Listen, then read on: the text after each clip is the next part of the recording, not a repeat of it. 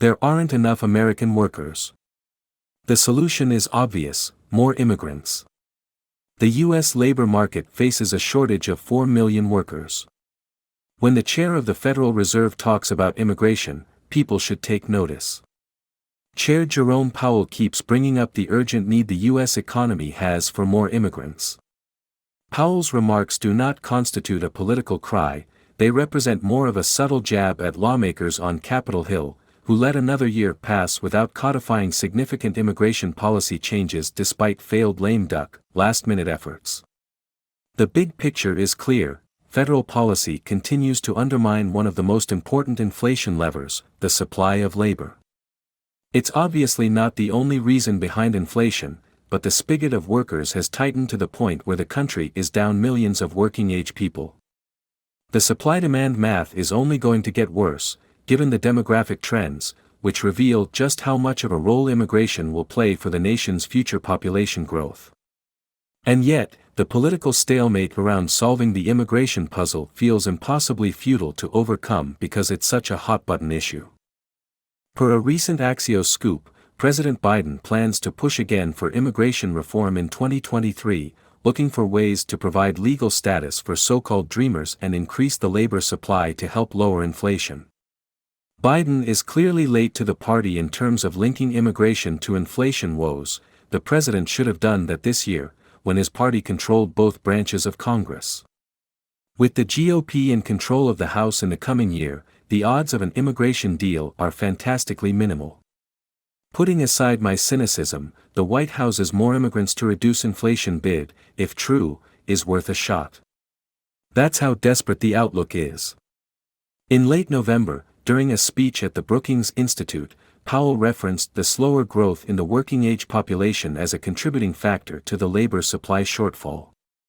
The combination of a plunge in net immigration and a surge in deaths during the pandemic probably accounts for about 1.5 million missing workers, he said, according to his prepared remarks. In a footnote, he expanded on this point by noting that total immigration has slowed substantially since the start of the pandemic, lowering the labor force by about 1 million people relative to pre-pandemic trends. Then, in a mid-December press conference, Powell said, "It feels like we have a structural labor shortage out there where there are 4 million fewer people." Powell noted that, despite high wages and the tight market, labor participation is not going up. Part of it is that close to 500,000 people who would have been working died from COVID, he said. And part of it is that migration has been lower. It's not our job to prescribe things. But pretty much everybody you talk to says there aren't enough people. We need more people. Of course, that's not a secret. What's remarkable is that the most influential person in U.S. economic policy is signaling the connection between immigration and America's macroeconomic troubles, even if he's doing so in such a guarded manner. Giovanni Perry, an economics professor at the University of California, Davis, has been sounding the alarm all year about the immigrants missing from the U.S. economy.